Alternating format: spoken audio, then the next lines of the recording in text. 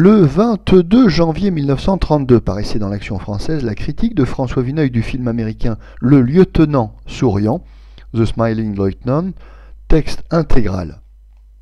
Nous venons d'assister à un assez joli spectacle, un nouveau film de M. Maurice Chevalier, proprement sifflé, dans la salle même du Paramount.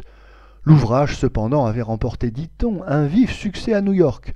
C'était une fois de plus une opérette clinquante dirigée par M. Ernst Lubitsch, et le scénario ne comportait aucune nuance propre à dérouter le public. Un lieutenant de la garde autrichienne file le parfait amour avec une jeune violoniste, mais on reçoit à Vienne un roitelet, cousin de l'empereur, et sa fille. Le lieutenant commande le piquet d'honneur. Sa maîtresse est sur l'autre trottoir. Ils échangent sourires et regards. La calèche passe, la princesse surprend une œillade du lieutenant. Scandale, et finalement, pour tout réparer, mariage. Mais cet officier subalterne n'apprécie pas la belle situation qui lui est faite. Il s'ennuie entre l'étiquette d'une petite cour vieillotte et une princesse qui n'est qu'une ingénue provinciale. Sans doute cela finirait-il par un divorce si la princesse ne recevait une leçon de séduction de la sémillante violoniste, qui lui fait brûler ses robes montantes et ses volumineux dessous.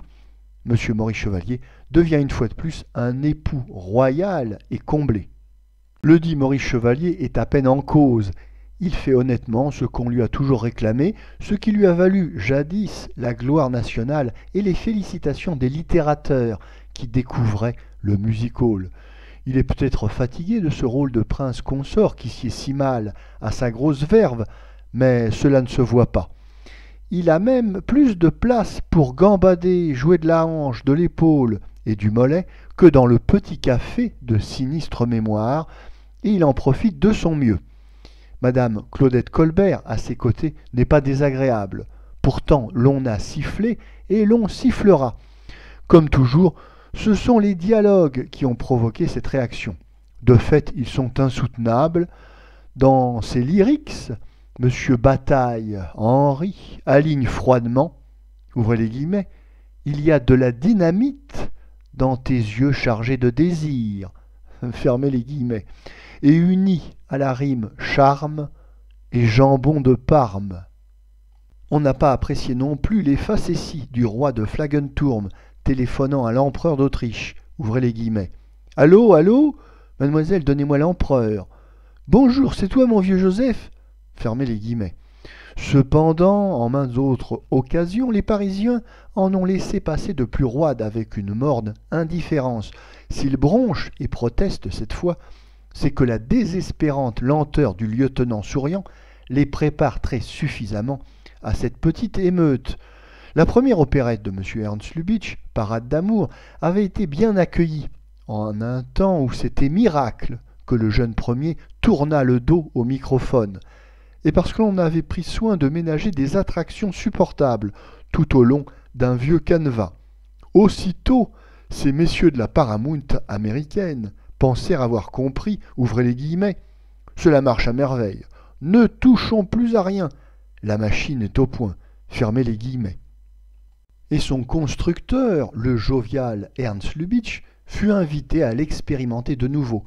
On recommença en photographiant par le bas l'escalier que l'on avait pris en surplomb, en remplaçant quelques rideaux défraîchis, en modifiant les épaulettes et le plumet de M. Chevalier, ou en lui substituant M. Ramon Novaro ou M. Jack Buchanan.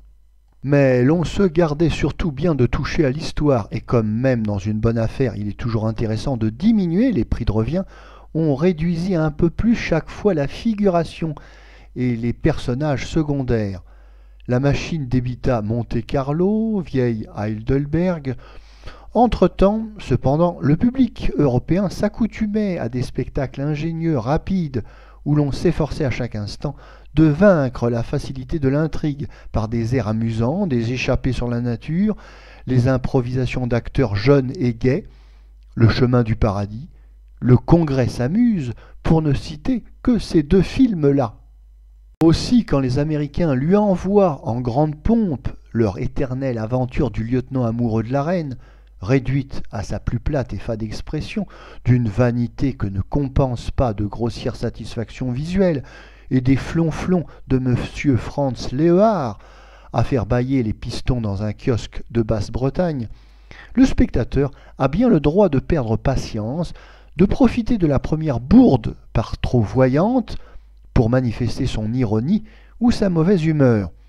On ne rationalise pas le succès même dans l'ordre le plus commercial. Les débuts du lieutenant souriant sur nos boulevards permettent de croire que les Américains vont faire à leurs dépens une expérience mémorable d'un principe élémentaire.